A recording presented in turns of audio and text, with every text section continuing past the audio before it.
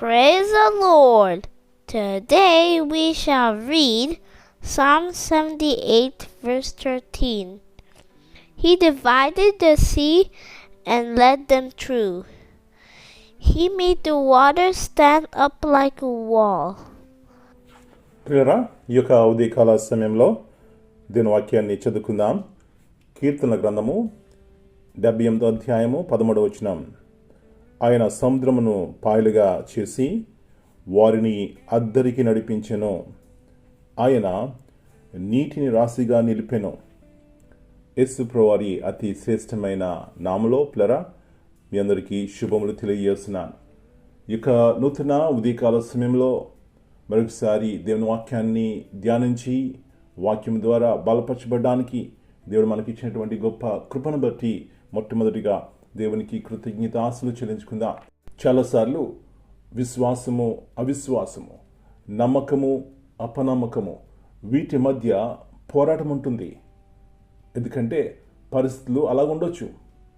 ఆ సమయంలో చాలాసార్లు దేవుని యొక్క వాగ్దానమును మర్చిపోతాం. దేవుని యొక్క వాగ్దానాల మీద విశ్వాసం ఉంచాం. అప్పుడు ఏం జరుగుతుందండి? ఆ పరిస్థితులు బట్టి మన జీవితంలో నిరాశ, నిస్పృహలు, కోపము, అవిధేయత, ఇంకా మనము దుఃఖపడతాం. అనేక మందికి దుఃఖాన్ని కలిగించేవారుగా ఉంటాం. అందుకే ఇక్కడ ఆసాపు జ్ఞాపకం చేస్తున్నాడు. ఇట్లాంటి గొప్ప కార్యములు చేసిన దేవుడు. ఏమిటా గొప్ప కార్యము? వెనకాల శత్రువు, ఎర్ర సముద్రము ఎట్లా వెళ్ళాలో, ఎక్కడికి వెళ్ళాలో తెలియదు ఇశ్రాయేలు ప్రజలకు. ఆ సమయంలో మోషే అంటున్నాడు, నిలిచి ఉండి చూడుడి. ఏమిటి? దేవుడిచ్చే రక్షణ. అప్పుడు వారు ఆ ఎర్ర సముద్రము గుండా వెళ్ళిపోయినారు. పిల్లరా, ఎంత గొప్ప దేవుడు మన దేవుడు! ఎలాంటి ఆశ్చర్యకరుడు మన దేవుడు! ఈ ఉదయకాల సమయంలో నమ్ముతున్నారండి? దేవుని మీద ఆధారపడుతున్నారా? విశ్వాసం కలిగి ఉన్నారా?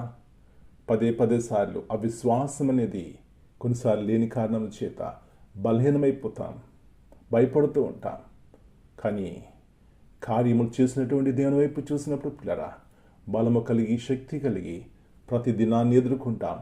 అలాంటి ఉన్నతమైనటువంటి కృప దేవుడు మనందరికీ దయచేయనుగాక. ప్రార్థన చేసుకుందాం.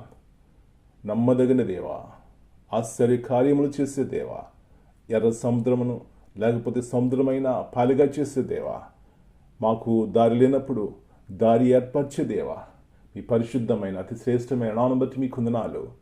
ఆసాపు పాడుకుంటున్నాడు, జ్ఞాపకం చేసుకుంటున్నాడు. హృదయంలో సంతోషం కలుగుతుంది. గల కారణము తన దేవుడు ఎంత గొప్పవాడో అది తెలియజేస్తున్నాడు.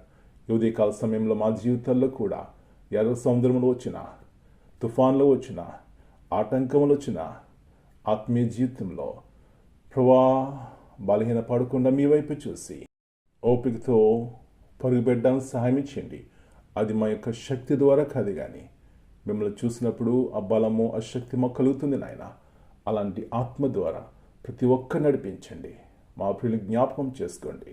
పరిస్థితులు బట్టి నిరాశ, నిస్పృహలు కలగవచ్చేమో, కానీ మాకు చాలిన దేవుడు ఉన్నావు కాబట్టి, సహాయం చేసేవారు కాబట్టి ప్రభా ఏ విధముగా కూడా కృంగిపోక మీ వైపు చూసి మేలు పొందుకోవడానికి సహాయం ఇచ్చేయమని మళ్ళీ మీ చేతిగా అప్పగించుకుంటూ ఈ దినమంతా మీ యొక్క రెక్కల కింద భద్రపరిచి ప్రతి ఒక్క అపాయం నుంచి తప్పించమని యేసు ప్రభువారి అతి శ్రేష్టమైన బలమైన నామమును బట్టి ప్రార్థన చేస్తున్నాను తండ్రి.